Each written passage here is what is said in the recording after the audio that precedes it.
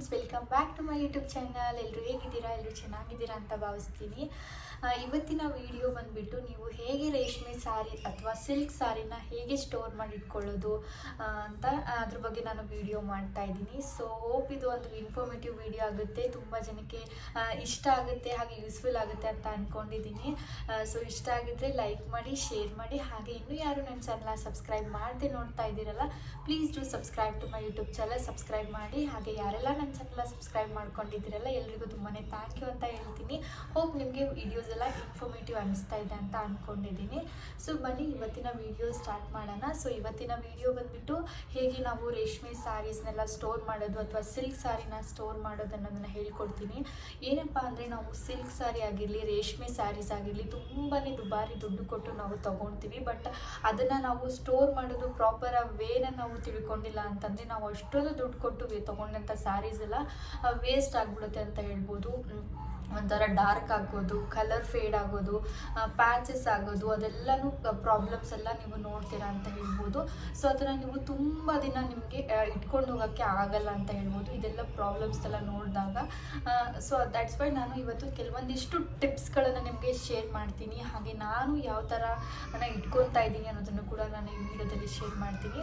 Okay, ಬನ್ನಿ video start ಮಾಡೋಣ. So first tip ಬಂದುಬಿಟ್ಟು, ನೀವು ರೇಷ್ಮೆ ಸಾರಿ ಅಥವಾ ಸಿಲ್ಕ್ ಸಾರಿನ ನೀವು ಒಂದು ನಂಬರ್ 1 ಬಂದುಬಿಟ್ಟು, ನೀವು ರೇಷ್ಮೆ ಸಾರಿನ ಅಥವಾ ಸಿಲ್ಕ್ ಸಾರಿನ ಏನು ಮಾಡಿ ಅಂತಂದರೆ, ಒಂದು ದೊಡ್ಡ ಕಾಟನ್ ಪಂಚೆ ಬಟ್ಟೆ ಇರುತ್ತಲ್ಲ, ಸೊ ಅದರಲ್ಲಿ ಅಥವಾ ಕಾಟನ್ ಬಟ್ಟೆಯಲ್ಲಿ ನೀವು ಫೋಲ್ಡ್ ಮಾಡಿಬಿಟ್ಟು ನಿಮ್ಮ ಸಾರಿನ ಇಡೋದ್ರಿಂದ ಯಾವುದೇ ರೀತಿಯಾದಂಥ ಪ್ರಾಬ್ಲಮ್ಸ್ ಆಗಲ್ಲ ಅಂತ ಹೇಳ್ಬೋದು. ಬಿಕಾಸ್ ಏನಂತಂದರೆ, ನಾವು ಸಾರಿಗೆ ಬ್ರೀತ್ ಮಾಡೋಕ್ಕೆ ನಾವು ಅದಕ್ಕೆ ಸ್ಪೇಸ್ ಕೊಡಬೇಕಾಗುತ್ತೆ. ಸೊ ಈ ಥರ ಕಾಟನ್ ನೀವು ಪಂಚೆಯಲ್ಲಿ ಅಥವಾ ಕಾಟನ್ದು ಏನಾದರೂ ಬಟ್ಟೆಯಲ್ಲಿ ನೀವು ನಿಮ್ಮ ಒಂದು ಸಾರಿನ ನೀವು ಸ್ಟೋರ್ ಮಾಡಿ ಇಟ್ಟರೆ ಯಾವುದೇ ರೀತಿಯಿಂದ ಡ್ಯಾಮೇಜಸ್ ಆಗಲ್ಲ. ತುಂಬ ದಿನ ನಾವು ಅದನ್ನು ಯೂಸ್ ಮಾಡ್ಕೋಬೋದು. ಯೂಸ್ ಚೆನ್ನಾಗಿರುತ್ತೆ, ತುಂಬ ದಿನ ಬಾಳಿಕೆಗೆ ಬರುತ್ತೆ, ಚೆನ್ನಾಗಿರುತ್ತೆ ಅಂತ ಹೇಳ್ಬೋದು. ಸೊ ಸಪೋಸ್ ನೀವು ಪ್ಲಾಸ್ಟಿಕ್ ಬ್ಯಾಗು, ನಾನು ಪಕ್ಕದಲ್ಲಿ ಫೋಟೋಸ್ ಅಟ್ಯಾಚ್ ಮಾಡ್ತೀನಿ, ಈ ಥರ ನೀವೇನಾದರೂ ಪ್ಲಾಸ್ಟಿಕ್ ಬ್ಯಾಗ್ಸ್ಗಳಲ್ಲಿ ಇಡ್ತಿದ್ರೆ ಸೊ ಕಂಪ್ಲೀಟ್ಲಿ ಅದನ್ನು ಇವತ್ತಿನಿಂದನೇ ಸ್ಟಾಪ್ ಮಾಡಿರಿ ಅಂತ ಹೇಳ್ತೀನಿ. ನೀವು ಡಿಸೈನರ್ ಸ್ಯಾರೀಸ್ನೆಲ್ಲ ಇಡ್ಬೋದು, ಬಿಕಾಸ್ ಅದನ್ನೇ ನಾವು ಜಾಸ್ತಿ ಬಿಕಾಸ್ ಇನ್ನೊಂದೇನೆಂದರೆ, ಈ ಒಂದು ರೇಷ್ಮೆ ಸಾರಿ ಸಿಲ್ಕ್ ಸಾರಿನ ನಾವು ತುಂಬ ದುಬಾರಿ ಬೆಲೆಯಿಂದ ತೊಗೊಂಡಿರ್ತೀವಿ. ಅದನ್ನು ನಾವು ಏನಪ್ಪ ಅಂದರೆ, ಯಾವುದೇ ಒಂದು ಫಂಕ್ಷನ್ ಆಗಿರಲಿ, ಚಿಕ್ಕಪುಟ್ಟ ಫಂಕ್ಷನ್ಸ್ ಆಗಿರಲಿ, ಅದೆಲ್ಲ ನಾವು ಹಾಕ್ಕೊಳ್ಳೋದಿಲ್ಲ. ಬಿಕಾಸ್ ಅದನ್ನು ಓಪನ್ ಮಾಡೋಕ್ಕೆ ನಾವು ತುಂಬಾ ಟೈಮ್ ತೊಗೋತೀವಿ. ಬಿಕಾಸ್ ಏನಾದರೂ ಫಂಕ್ಷನ್ಸ್, ದೊಡ್ಡ ಫಂಕ್ಷನ್ಸ್ ಇದ್ದಾಗ ಅಥವಾ ನಮ್ಮ ರಿಲೇಟಿವ್ಸ್ ಅಥವಾ ಕ್ಲೋಸ್ ಆಗಿ ಫ್ರೆಂಡ್ಸು ಅಥವಾ ಏನಂದರೆ ಮದುವೆ ಆ ಥರ ಇದ್ದಾಗಷ್ಟೇ ನಾವು ಓಪನ್ ಮಾಡ್ತೀವಿ. ಸೊ ನಾವು ಜಾಸ್ತಿ ಓಪನ್ ಮಾಡಲ್ಲ. ಸೊ ಅವಾಗ ನೀವು ಈ ಥರ ಪ್ಲಾಸ್ಟಿಕ್ ಬ್ಯಾಗಲ್ಲಿ ಹಾಕಿಟ್ಬಿಟ್ರೆ ಏನಾಗುತ್ತಂದರೆ, ಅದಕ್ಕೆ ಬ್ರೀತ್ ಮಾಡೋಕ್ಕೆ ನೀವು ಸ್ಪೇಸನ್ನೇ ಕೊಡಲ್ಲ. ಸೊ ಅವಾಗ ಡ್ಯಾಮೇಜಸ್ ಆಗುವಂಥ ಸಾಧ್ಯತೆಗಳು ಜಾಸ್ತಿ ಇರುತ್ತೆ. ಸೊ ಅದಕ್ಕೋಸ್ಕರ ಇಟ್ಸ್ ಬೆಟರ್ ನೀವೇನು ಮಾಡಿರಿ, ಪಂಚೆಯಲ್ಲಿ ವೈಟ್ ಏನು ಒಂದು ಪಂಚೆ ಅಥವಾ ಕ್ಲಾತ್ ಇರುತ್ತಲ್ಲ ಕಾಟನ್ದು, ಸೊ ಅದರಲ್ಲಿ ನೀವು ಫೋಲ್ಡ್ ಮಾಡಿಬಿಟ್ಟು ಇಟ್ಟಾಗ ಚೆನ್ನಾಗಿ ಅನಿಸುತ್ತೆ. ಹಾಗೆ ನಾನು ಕೂಡ ಕೆಲವೊಂದು ಇಷ್ಟು ಮೀಶೋಯಿಂದ ಬ್ಯಾಗ್ಸ್ಗಳನ್ನು ಪರ್ಚೇಸ್ ಮಾಡಿದ್ದೀನಿ. So cotton bags. ಸೊ ನೀವು ಮನೆಯಲ್ಲಿ ಕೂಡ ಕಸ್ಟಮೈಸ್ ಮಾಡಿಸ್ಕೋಬೋದು. ಕಸ್ಟಮೈಸ್ ಮಾಡಿಬಿಟ್ಟು ನೀವು ಇಟ್ಕೋಬೋದು ನಿಮ್ಮ ಒಂದು ಸಾರಿಗಳನ್ನು. ಅಥವಾ ನಿಮಗೆ ಟೈಮ್ ಇಲ್ಲ ಅಂತಂದಾಗ ಮೀಶೋಯಿಂದ ತುಂಬ ಚೆನ್ನಾಗಿರುವಂಥ 390ಗೆ 12 ಬ್ಯಾಗ್ಸ್ನ ಕೊಟ್ಟಿದ್ದಾರೆ. ಅದು ಹೇಗಿದೆ ಅಂತ ತೋರಿಸ್ತೀನಿ. ಆ ಥರ ಬ್ಯಾಗಲ್ಲಿ ತೊಗೊಂಡ್ಬಿಟ್ಟು ನೀವು ಸ್ಟೋರ್ ಮಾಡ್ಕೊಳ್ಳೋದ್ರಿಂದ ಕೂಡ ನಿಮ್ಮ ಸಾರಿಗಳು ತುಂಬಾ ಚೆನ್ನಾಗಿ ಬಾಳಿಕೆಗೆ ಬರುತ್ತೆ ಅಂತ ಹೇಳ್ಬೋದು. ಈ ಥರ ನಾನು ಮೀಶೋಯಿಂದ ಈ ಥರ ಬ್ಯಾಗ್ಸ್ಗಳನ್ನು ತರಿಸಿದ್ದೀನಿ. ಸೊ ಈ ಬ್ಯಾಗು 12 ಬ್ಯಾಗ್ ಬಂದಿದೆ ನನಗೆ. Totally I think 10 or 12 bags ಬಂದಿದೆ. ಲಿಂಕ್ ನಿಮಗೆ ಹಾಕ್ತೀನಿ ಡಿಸ್ಕ್ರಿಪ್ಷನಲ್ಲಿ, ನೋಡಿ ತರಿಸ್ಕೋಬೋದು ನೀವು. ತುಂಬಾ ಚೆನ್ನಾಗಿದೆ ಅಂತ ಹೇಳ್ಬೋದು ಈ ಥರ ಬ್ಯಾಗ್ಸ್ಗಳು. ಈ ಥರ ಬ್ಯಾಗ್ಸಲ್ಲಿ ನಿಮ್ಮೊಂದು ರೇಷ್ಮೆ ಸರಿನ ಹಾಕ್ಬಿಟ್ಟು ನೀವು ಈ ಥರ ಜಿಪ್ ಇರುತ್ತೆ ನೋಡಿ, ಜಿಪ್ಪಲ್ಲಿ ನೀವು ಇಡ್ಬೋದು. ಅಥವಾ ನೀವೇ ಮನೆಯಲ್ಲೇ ಕಸ್ಟಮೈಸ್ ಮಾಡಿಸ್ಕೊಂಡ್ಬಿಟ್ಟು ನೀವೇ ಇಡ್ಬೋದು. ಅಥವಾ ನೀವು ಸಿಂಪಲ್ಲಾಗಿ ಬಟ್ಟೆ ಇರುತ್ತಲ್ಲ, ಸೊ ಬಟ್ಟೆನೇ ರ್ಯಾಪ್ ಮಾಡಿಟ್ಟಾಗ ತುಂಬಾ ಚೆನ್ನಾಗಿರುತ್ತೆ ಅಂತ. ಬಿಕಾಸ್ ಇದೀವಿ ಅಂತಂದರೆ ಒಂದು ಬ್ರೀತ್ ಮಾಡೋಕ್ಕೆ ಸ್ಪೇಸ್ ಕೊಡಬೇಕಲ್ವಾ ಸ್ಯಾರಿಗಳಿಗೂ ಕೂಡ, ಇಲ್ಲಾಂದರೆ ತುಂಬಾ ಸ್ಮೆಲ್ ಬರೋದು ಅದೆಲ್ಲ ಪ್ರಾಬ್ಲಮ್ ಆಗುತ್ತೆ. ಇನ್ನೊಂದು ಏನಂತಂದರೆ, ನೀವು ಯಾವುದೇ ಸ್ಯಾರಿ ಆಗಿರಲಿ, ರೇಷ್ಮೆ ಸ್ಯಾರೀಸ್ಗಳನ್ನು ಆವಾಗ ತೆಗೆದುಬಿಟ್ಟು ನೋಡಿಬಿಟ್ಟು ಫೋಲ್ಡ್ ಮಾಡಿಬಿಡ್ಬೇಕಾಗುತ್ತೆ. ಫೋಲ್ಡ್ ಮಾಡಿ ಇಡಬೇಕಾಗುತ್ತೆ. 6 months 3 months 4 months ಓಪನ್ ಮಾಡಿಬಿಟ್ಟು ಮಾಡಬೇಕಾಗುತ್ತೆ. ಇನ್ನೊಂದೇನೆಂದರೆ, ಒಬ್ರು ಏನು ಮಾಡ್ತಾರೆ, ಏನಂತಾರೆ ಸ್ಯಾರೀಸ್ನೆಲ್ಲ ತೆಗೆದ್ಬಿಟ್ಟು ಸನ್ಲೈಟ್ಗೆಲ್ಲ ಹಾಕ್ತಾರೆ. ಸೊ ಅದು ಕೂಡ ಬೆಸ್ಟ್ ಅಂತ ಹೇಳ್ತೀನಿ. ಬಟ್ ಹಾರ್ಶ್ ಆಗಿರುವಂಥ ಸನ್ಲೈಟ್ ರೇಸ್ ಬೇಡ. ಸೊ ನಾರ್ಮಲಾಗಿ ಮೈಲ್ಡಾಗಿ ಇರುತ್ತಲ್ಲ, ಸೊ ಅಲ್ಲಿ ನೀವು ಮಾರ್ನಿಂಗ್ ಇರುತ್ತಲ್ಲ, ಆ ಒಂದು ರೇಸ್ಗೆ ನೀವು ನಿಮ್ಮ ಒಂದು ರೇಷ್ಮೆ ಸ್ಯಾರೀಸ್ನ ಹಾಕಿಬಿಟ್ಟು ಒಂದು 15-20 ಮಿನಿಟ್ಸ್ ಹಾಕಿಬಿಟ್ಟು ನೀವು ತೆಗೆದು ಮತ್ತೆ ಫೋಲ್ಡ್ ಮಾಡಿ ಇಡ್ಬೋದು. ಇದು ಒಂದು ಬೆಸ್ಟ್ ಟಿಪ್ಪು ಅಂತ ಹೇಳ್ತೀನಿ. ತುಂಬ ಚೆನ್ನಾಗಿ ಬರುತ್ತೆ ಅಂತ ಹೇಳ್ಬೋದು. ಇದು ಒಂದು ಬೆಸ್ಟ್ ಟಿಪ್ಪು. ಹಾಗೆ ಈ ಒಂದು ಏನು ಬ್ಯಾಗ್ಸ್ ಬಗ್ಗೆ ಹೇಳೋದಾದರೆ, ಇಲ್ಲಿ ಈ ಥರ ಏನಂದರೆ ಈ ಕಾಣೋ ಥರ ಸ್ವಲ್ಪ ಸ್ಪೇಸ್ ಬಿಟ್ಟಿದ್ದಾರೆ. ಸ್ಪೇಸ್ ಮೀನ್ಸ್ ಅಲ್ಲಿ ಬಟ್ಟೆ ಇಲ್ಲಿ ಏನು ಮಾಡಿದ್ದಾರೆ ಅಂದರೆ ನೆಟ್ ಬಟ್ಟೆ ಹಾಕಿದ್ದಾರೆ. ಸೊ ಹಾಕಿಬಿಟ್ಟು ಈ ಥರ ಮಾಡಿದ್ದಾರೆ. ಸೊ ದ್ಯಾಟ್ ನಿಮ್ಮ ಸ್ಯಾರೀಸ್ ನೀವು ಒಳಗಡೆ ಇವಾಗ ಸಪೋಸ್ ನಿಮ್ಗೆ ಏನಾದರೂ ನೀವು ತುಂಬ ರೇಷ್ಮೆ ಸ್ಯಾರೀಸ್ನೆಲ್ಲ ಸ್ಟೋರ್ ಮಾಡಿ ಇಟ್ಟಿರ್ತೀರ ಅಂತ ಅಂದ್ಕೊಳ್ಳಿ. ಐ ಥಿಂಕ್ 12 ಪೀಸಸ್ ಇದೆ ಇದು. ಸೊ 12 ಪೀಸಸ್ನ ಇಟ್ಟಾಗ ನಿಮಗೆ ನೀವು ಕನ್ಫ್ಯೂಷನ್ ಆಗಬಾರ್ದು ಎಲ್ಲಿ ಯಾವುದನ್ನ ಇಟ್ಟಿನಿ ಅಂತ. ಸೊ ಅದಕ್ಕೋಸ್ಕರ ಸ್ವಲ್ಪ ಇಲ್ಲಿ ಈ ಥರ ಕೊಟ್ಟಿದ್ದಾರೆ. ಸೊ ದ್ಯಾಟ್ ನಿಮಗೆ ಈಸಿಯಾಗಿ ನೀವು ನೋಡ್ಕೊಂಡ್ಬಿಟ್ಟು ನಿಮ್ಮ ಒಂದು ಸ್ಯಾರಿನ ಓಪನ್ ಮಾಡಿಬಿಟ್ಟು ಒಕೇಷನ್ಸ್ಗೆ ಹಾಕ್ಕೊಡ್ಬೋದು ಅಂತ ಹೇಳ್ಬೋದು. ಓಕೆ, ಸೊ ನಾನು ಕೂಡ ಸ್ಟೋರ್ ಮಾಡಿ ಇಟ್ಟಿದ್ದೀನಿ. ನನ್ನ ಮದುವೆ ಸ್ಯಾರಿನ ಸ್ಟೋರ್ ಮಾಡಿ ಇಟ್ಟಿದ್ದೀನಿ. ಸೊ ನೋಡ್ಬೋದು ಇಲ್ಲಿ ಈಸಿಯಾಗಿ ಕಾಣಿಸುತ್ತೆ. ಸೊ ಇದನ್ನು ಹೇಳಿದ್ದು ನಾನು. ಸೊ ಇವಾಗ ನೋಡ್ಬೋದು ಇಲ್ಲಿ ಈಸಿಯಾಗಿ ಕಾಣಿಸುತ್ತಲ್ಲ ಯಾವ ಸ್ಯಾರಿನ ಇಟ್ಟಿದ್ದೀವಿ ಅಂತ ತಗೋಬೋದು ಅಂತ ಹೇಳ್ತೀನಿ. ಓಕೆ, ಸೊ ಇದು ನನ್ನ ಒಂದು ಮದುವೆ ಸ್ಯಾರಿ. ತುಂಬಾ ನನ್ನ ಫೇವ್ರೆಟ್ ಸ್ಯಾರಿ ಅಂತಲೇ ಹೇಳ್ಬೋದು. ಇದು ಒಂದು ನೋಡ್ಬೋದು. ಸೊ ಎಸ್, ನಾನು ಓಕೆ, ಇಲ್ಲಿ ಬ್ಲೌಸು ಕೂಡ ಇದೆ. ಸೊ ಬ್ಲೌಸ್ ಡೀಟೇಲ್ಸು ನಿಮಗೆ ಬೇಕಿದ್ದರೆ ನೀವು ಕಮೆಂಟ್ ಮಾಡಿ. ಸೊ ನಾನು ಅದ್ರ ಬ್ಲೌಸ್ ಡೀಟೇಲ್ಸ್ ಬಗ್ಗೆನೂ ಕೊಡ್ತೀನಿ. ಸೊ ನೋಡ್ಬೋದು ಇದು ನನ್ನ ಒಂದು ಮದುವೆ ಸ್ಯಾರಿ.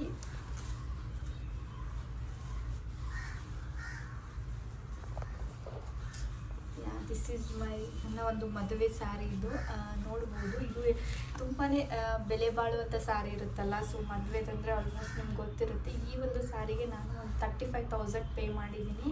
ಸೊ ಇಷ್ಟೊಂದು ಕೊಟ್ಬಿಟ್ಟು ನಾನು ಏನು ಮಾಡಿದ್ದೀನಿ ಅಂದರೆ, ನನಗೆ ಸ್ಟಾರ್ಟಿಂಗ್ ಗೊತ್ತಿರಲಿಲ್ಲ ಹೇಗೆ ಇಟ್ಕೋಬೇಕು ಏನಂತಂದಾಗ. ಇವಾಗ ಐಡಿಯಾಸ್ ಬಂದ್ಬಿಟ್ಟು ಬ್ಯಾಗ್ನೆಲ್ಲ ತರಿಸಿದ್ದೀನಿ. ಸೊ ನೀವು ನಂತರ ಇಟ್ಕೊಂಡಾಗ ನೋಡ್ಬೋದು ಎಷ್ಟೊಂದು ಫೋಲ್ಡಿಂಗ್ಸ್ನೆಲ್ಲ ಬಂದುಬಿಟ್ಟಿದೆ. ಇದು ಫೋಲ್ಡಿಂಗ್ಸ್ ಎಲ್ಲ ಆಗಿಬಿಟ್ಟಿದ್ದಾವೆ. ಇರ್ತಾವೆ ನೋಡಿ, ಅದನ್ನೆಲ್ಲ ನೀವು ಹೊರಗಡೆ ಬಿಡಿ. ಸೊ ಅದನ್ನು ಒಳಗಡೆ ಹಾಕಿಬಿಟ್ಟು ಯಾವುದೇ ಕಾರಣಕ್ಕೂ ಮಡ್ಚಕ್ಕೆ ಹೋಗಬೇಡಿ. ಅದು ಕೂಡ ತುಂಬಾ ಡ್ಯಾಮೇಜಸ್ ಮಾಡುವಂಥ ಸಾಧ್ಯತೆಗಳಿರುತ್ತೆ. ಅದರದ್ದೆಲ್ಲ ಏನು ಹೇಳ್ತೀವಿ, ಅದರದ್ದೆಲ್ಲ ಇಟ್ಕೋಬೋದು. ಸೊ ಈ ಒಂದು ಸ್ಯಾರಿನ ನಾನು ಈ ಥರ ಬ್ಯಾಗ್ಸ್ಗಳಲ್ಲಿ ಸ್ಟೋರ್ ಮಾಡ್ತಾಯಿದ್ದೀನಿ. ಈಸಿಯಾಗಿ ಸ್ಟೋರ್ ಮಾಡ್ಬೋದು. ತುಂಬಾ ಯೂಸ್ಫುಲ್ ಆಗುತ್ತೆ ಅಂತ ಹೇಳ್ಬೋದು. ನೆಕ್ಸ್ಟ್ ಟಿಪ್ ಬಂದುಬಿಟ್ಟು ಏನು ಹೇಳ್ತೀನಿ ಅಂದರೆ, ನಿಮ್ಮ ಒಂದು ಸ್ಯಾರಿನ ನೀವು ಹ್ಯಾಂಗರ್ಸ್ ಬರುತ್ತಲ್ಲ, ಸೊ ಹ್ಯಾಂಗರ್ಸ್ನ ಸೆಲೆಕ್ಟ್ ಮಾಡುವಾಗ ಕೂಡ ತುಂಬಾ ಕೇರ್ಫುಲ್ಲಾಗಿ ನೀವು ಹ್ಯಾಂಗರ್ಸ್ನ ಸೆಲೆಕ್ಟ್ ಮಾಡಬೇಕು. ಸೊ ಪ್ಲಾಸ್ಟಿಕ್ ಹ್ಯಾಂಗರ್ಸ್ ಇರುತ್ತಲ್ಲ, ದಟ್ ಈಸ್ ಗುಡ್ ಅಂತ ಹೇಳ್ತೀನಿ. ಪ್ಲಾಸ್ಟಿಕ್ ಹ್ಯಾಂಗರ್ಸ್ನ ನೀವು ಯೂಸ್ ಮಾಡೋದ್ರಿಂದ ನಿಮ್ಮ ಸ್ಯಾರಿ ಡ್ಯಾಮೇಜ್ ಆಗೋದಿಲ್ಲ. ಸ್ಪೇಸ್ ನಿಮ್ಮ ಹತ್ರ ನಿಮ್ಮ ವಾರ್ಡ್ರೋಬಲ್ಲಿ ಜಾಸ್ತಿ ಸ್ಪೇಸ್ ಇದ್ದಾಗ ನೀವು ಸ್ಯಾರಿನ ನೀಟಾಗಿ ಹ್ಯಾಂಗ್ ಮಾಡ್ಬೋದು. ನೀವು ಏನಂತಾರೆ ಲೈಕ್ ಸ್ಟೀಲ್ ಬರುತ್ತೆ ನೋಡಿ, ಸ್ಟೀಲ್ ಒಂದು ಹ್ಯಾಂಗರ್ನ ಯೂಸ್ ಮಾಡೋದು ತುಂಬಾ ಡೇಂಜರ್ ಅಂತ ಹೇಳ್ತೀನಿ. ಬಿಕಾಸ್ ನಾವು ರೇಷ್ಮೆ ಸ್ಯಾರೀಸ್ನ ಅಷ್ಟೊಂದು ತೆಗೆದು ನೋಡಲ್ಲ ಅಂತ ಹೇಳಿದೆ ನಾನು. ಬಿಕಾಸ್ ನಾವು ಅದನ್ನು ಏನು ಲೈಕ್ ಅದನ್ನು ಹಾಕ್ಕೊಳ್ಳುವಂಥ ನಮಗೊಂದು ಚಾನ್ಸಸ್ ಸಿಗೋದಿಲ್ಲ ಅದು ಬೇಗ. ಸೊ ಫಂಕ್ಷನ್ಸ್ಗೆ ವೆಯ್ಟ್ ಮಾಡಬೇಕಾಗುತ್ತೆ. ಸೊ ಅದು ನೀವು ಓಪನ್ ಮಾಡಲಿಲ್ಲ ಅಂತ ಅಂದಾಗ ಏನಾಗುತ್ತೆ, ರಸ್ಟ್ ಬಿಡುವಂಥ ಚಾನ್ಸಸ್ ಇರುತ್ತೆ. ಅದರಿಂದ ನಿಮ್ಮ ಒಂದು ಸ್ಯಾರಿ ಕಂಪ್ಲೀಟ್ ಡ್ಯಾಮೇಜ್ ಆಗಿಬಿಡುತ್ತೆ. ಸೊ ಅದಕ್ಕೋಸ್ಕರ ಹೇಳ್ತೀನಿ, ಕಲರು ಫೇಡ್ ಆಗೋದಾಗಲಿ ಅಥವಾ ಅದರದ್ದು ರಸ್ಟ್ ಬರೋದಾಗಲಿ ಎಲ್ಲ ಸ್ಟೀಲ್ ಹ್ಯಾಂಗರ್ಸಿಂದ ಅದು ಪ್ರಾಬ್ಲಮ್ ಆಗುತ್ತೆ. So avoid steel hanger. Plastic hangers ಇರುತ್ತಲ್ಲ, ಸೊ ಅದರಲ್ಲಿ ನೀವು ಹಾಕಿಬಿಟ್ಟು ಇಡಿ. ಸೊ ಬೆಸ್ಟ್ ಅಂತಂದರೆ ಈ ಥರ ಬ್ರೀತ್ ಆಗೋ ಬಟ್ಟೆಗಳನ್ನು ಹಾಕಿಟ್ಟಾಗ ಚೆನ್ನಾಗಿರುತ್ತೆ ಅಂತ ಹೇಳ್ತೀನಿ. ಆವಾಗ ತೆಗೆದ್ಬಿಟ್ಟು ಫೋಲ್ಡ್ ಮಾಡಿ ರೀಫೋಲ್ಡ್ ಮಾಡಿಬಿಟ್ಟು ಮತ್ತೆ ಇಡಿ, ಅಥವಾ ಸನ್ಲೈಟ್ಗೆ ಸ್ವಲ್ಪ ಹೊತ್ತು ಹಾಕೋದ್ರಿಂದನೂ ಕೂಡ ಸ್ಯಾರಿನ ಒಂದು ಚೆನ್ನಾಗಿ ತರ್ಬೋದು ಅಂತ ಹೇಳ್ಬೋದು. ಅದಲ್ಲದೆ ಇನ್ನೂ ಒಂದು ಏನು ಟಿಪ್ ಕೊಡ್ತೀನಿ ಅಂತಂದರೆ, ಲೈಕ್ ನ್ಯಾಪ್ತಲಿನ್ ಬಾಲ್ಸ್ ಏನಿರ್ತಾವಲ್ಲ, ಸೊ ಅದನ್ನು ನೀವು ಡೈರೆಕ್ಟಾಗಿ ನೀವು ಇಡಕ್ಕೆ ಹೋಗಬೇಡಿ. ಅದರಿಂದ ಸ್ಮೆಲ್ಲೇ ಚೇಂಜ್ ಆಗಿಬಿಡುತ್ತೆ. ನನಗೆ ಆ ಥರ ಎಕ್ಸ್ಪೀರಿಯೆನ್ಸ್ ಆಗಿದೆ. ಅದಕ್ಕೋಸ್ಕರ ನೀವೇನು ಮಾಡಿ, ಆ ಥರ ಬಾಲ್ಸ್ನ ಡೈರೆಕ್ಟ್ ಇಡಕ್ಕೆ ಹೋಗ್ಬಿಡಿ. ಅದನ್ನು ನೀವು ಒಂದು ಏನಾದ್ರು ಕರ್ಚೀಫಲ್ಲಿ ಏನಾದರೂ ರ್ಯಾಪ್ ಮಾಡಿಬಿಟ್ಟು ಕಟ್ಬಿಟ್ಟು ಅದನ್ನು ಇಡಿ. ಸೊ ದ್ಯಾಟ್ ನಿಮಗೆ ಆ ಥರ ಬ್ಯಾಡ್ ಸ್ಮೆಲ್ ಬರಲ್ಲ ಅಂತ ಹೇಳ್ತೀನಿ. ಸ್ವಲ್ಪ ಜನಕ್ಕೆ ಆ ಸ್ಮೆಲ್ಲು ಲೈಕ್ ಆಗಲ್ಲ. ಸೊ ಬಟ್ ನ್ಯಾಪ್ತಲಿನ್ ಬಾಲ್ ಇಡೋದ್ರಿಂದ ಯಾವುದೇ ಹುಳ ಬರೋದು ಅದೆಲ್ಲನೂ ಅವಾಯ್ಡ್ ಆಗುತ್ತೆ ಅಂತ ಹೇಳ್ಬೋದು. ಸ್ಮೆಲ್ಲು ಚೆನ್ನಾಗಿರುತ್ತೆ. ಬಟ್ ನೀವು ಅದನ್ನು ಸ್ವಲ್ಪ ರ್ಯಾಪ್ ಮಾಡಿಡಿ. ಡೈರೆಕ್ಟ್ ಇಟ್ಟಾಗ ಅಷ್ಟು ಡ್ಯಾಮೇಜಸ್ ಆಗುವಂಥ ಸಾಧ್ಯತೆ ಇರುತ್ತೆ. That's why. ಅದರ್ವೈಸ್ ನಿಮಗೆ ಫ್ರಾಗ್ರೆನ್ಸ್ ಬೇಕು. ಭಾಳ ದಿನ ಇಟ್ಟಾಗ ಓಪನ್ ಮಾಡದೇ ಇದ್ದಾಗ ತುಂಬ ಮಾತ್ರ ಬ್ಯಾಡ್ ಸ್ಮೆಲ್ಸ್ ಎಲ್ಲ ಬರುತ್ತೆ ಸ್ಯಾರೀಸ್ ಎಲ್ಲ, ರೇಷ್ಮೆ ಸ್ಯಾರೀಸ್ಗಳು. ಸೊ ಅದಕ್ಕೋಸ್ಕರ ನೀವೇನು ಮಾಡಿ ಅಂದರೆ, ನೀಮ್ ಲೀವ್ಸ್ ಏನಿರುತ್ತಲ್ಲ, ನೀಮ್ ಲೀವ್ಸನ್ನ ಕಂಪ್ಲೀಟ್ಲಿ ಡ್ರೈ ಮಾಡಿಬಿಡಿ.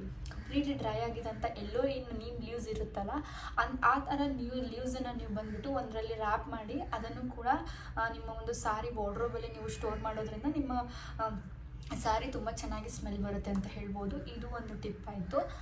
ಇದಲ್ಲದೆ ನಿಮಗೆ ಇನ್ನೂ ಒಂದು ಆಗ ಒಳಗಡೆ ಒಂದು ಚಿಟ್ ಕೊಟ್ಟಿರ್ತಾರೆ ನೋಡಿ, ಆಫ್ಟರ್ ಓಪನಿಂಗ್ ಡಿಸ್ಪೋಸ್ ಮಾಡಿ ಅಂತ ಕೊಟ್ಟಿರ್ತಾರೆ ನೋಡಿ, ಆ ಥರನೇ ಒಂದು ಸಿಗುತ್ತೆ. ನಾನು ಅಟ್ಯಾಚ್ ಮಾಡ್ತೀನಿ ಪಕ್ಕದಲ್ಲಿ.